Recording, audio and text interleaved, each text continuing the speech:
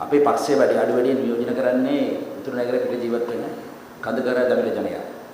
මෑත කාලීන ඉන්දියන් සම්භවයක් ඇති ජනයා. ඉතින් මම ශ්‍රාවකී මහත්මයාගේ මේ කතාවට මේක කරනවා.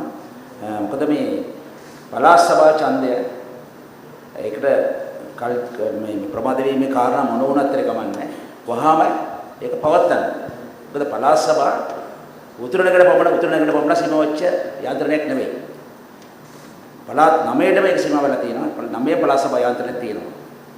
එතන මට දන්න හැටියට මේ ඉතර කාලේ මේ දකුණේ පවතිච්ච පළාත් සභාවල මහා ඇමතිවරුන්ගේ සවලුවේ පළාත් සභාවලට නියමිත ඡන්ද බලතල ටික නීති අනුකූලව ධාතුන සංශෝධන අනුකූලව සම්පූර්ණම ක්‍රියාත්මක කරන්නේ කියලා දකුණේ විශේෂ සිංහල මහා ඇමතිවරු සම්බන්ධව අනේ නැගුවද මට දන්නවා. ඒ නිසා පළාත් සභා ඡන්දයේ පදනම වෙලා තියෙන ධාතුන සංශෝධනයේ තියෙන නීති ටික ඒ ආකාරයෙන්ම සම්පූර්ණම ක්‍රියාත්මක කරන්න ඉල්ලීමක් කරනවා. මොකද මට දන්නවා ඔබතුමා වගේ ඊටප ජනාධිපතිතුමා මහින්ද රාජපක්ෂ මහත්මයා ඉතින් පාර්ලිමේන්තුව අපිට ඒ සම්බන්ධව පොරොන්දුවක් දුන්නා. ඒ වගේ විපක්ෂ නායකතුමා ධාතුමණ්ඩල සංශෝධන පිළිබඳව සම්පූර්ණ එකතාවය දක්වලා තියෙනවා. ඉතින් එතන පටන් ගමු. there is a starting point. Are you against sorting out the issues that we have said and also discussing further progress on the 13th amendment? Obviously, I didn't say. Are you for or against? We have now. We are for it now. Yes, so let's do that before the 75th anniversary comes of the independence.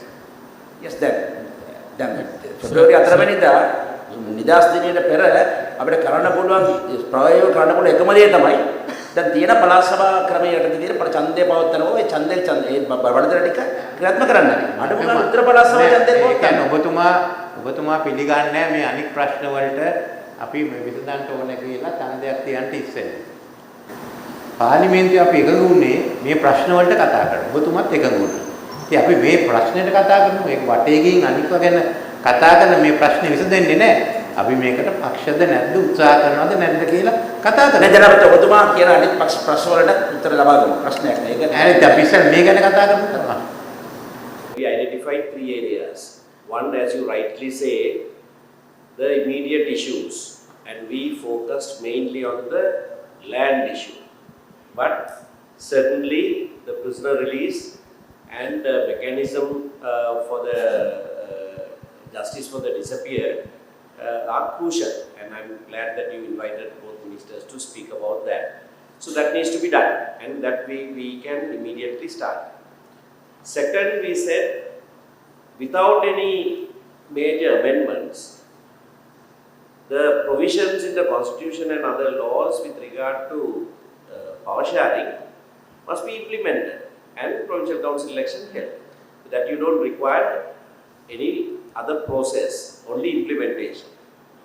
Now, I want to clarify this. That also can start simultaneously. Now, we don't have to wait until land issues are resolved to start on the implementation of or implement the laws that are already extant. Both can happen simultaneously. The third matter, which is a new constitution, or as President Mahinda Rajapaksa has repeatedly said 13 plus, the other day also he said that in Parliament what that plus is, that also can start simultaneously. We can have it. So if you start 3 mechanisms today, if you agree, the immediate issues, implementation of the laws that are already in extent, and how do we proceed to finalize.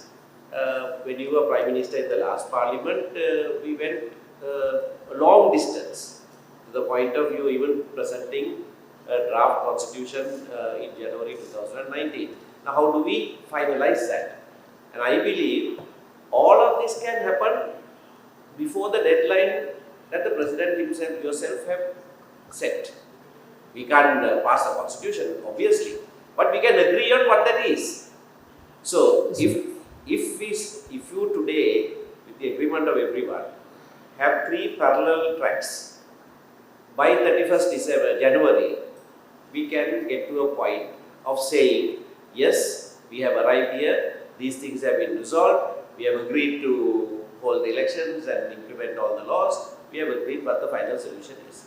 Only then the 75th anniversary would be what you envisage. We have 3 stages at which we are looking at this problem with regard to Tamils. First is, as stated by His Excellency the President, there are ground situation which needs to be looked into.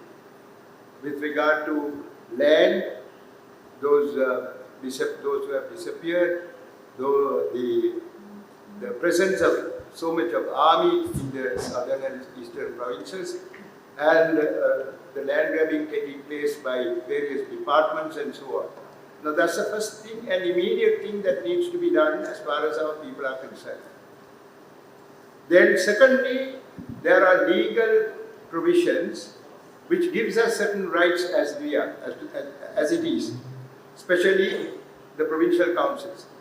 Not having elections with regard to provincial councils with regard to the other provinces is not going to have consequences in those areas, except probably the perks that the office bearers will be wanting to have for themselves. But as far as we are concerned, the need to have the provincial councils looking after our interests is very great. That is very immediate and it should be done. The provincial council elections in the northern and eastern provinces need to be held as quickly as possible. Because already lots of lands are being taken over, it's all done quite against the law actually, and there are various cases pending. So we need to look into the question of land grabbing and all that. So therefore, we have to be clothed with the rights that we already have, and those must be accommodated and those must be brought into effect. So the first one was with regard to the ground situation, our problems, and the second one is with regard to the rights that we already have which needs to be put into effect. And third one is of course with regard to the constitution, as rightly pointed out by Your Excellency. That part of it comes third, but they have to be simultaneously attended to if we are to keep to the time limit that Your Excellency has given as the 4th of February next year. But it is not impossible because we already have sufficient documents which have got, or sufficient commission reports and so on, which have already gone into various matters, and in fact there are various drafts which have been prepared. So we have to only sit down and work out a final outcome in order to see that how best we could grant the rights of those who have been affected by the constitution so far brought in this country. Lastly, let me point out, as far as the northern and eastern Tamils are concerned, we have a history of over 3,000 years, and we have a land of our own. We have the language, culture, and even topographically we are different from the rest of the country.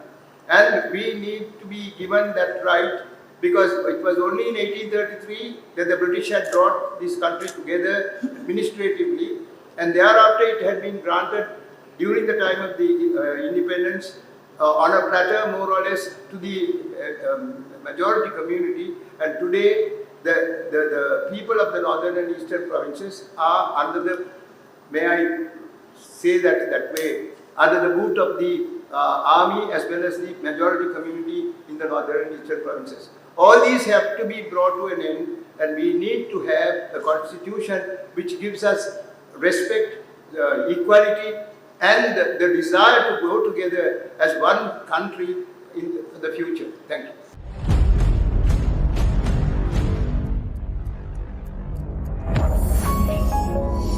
You're watching the Lifetraveler channel.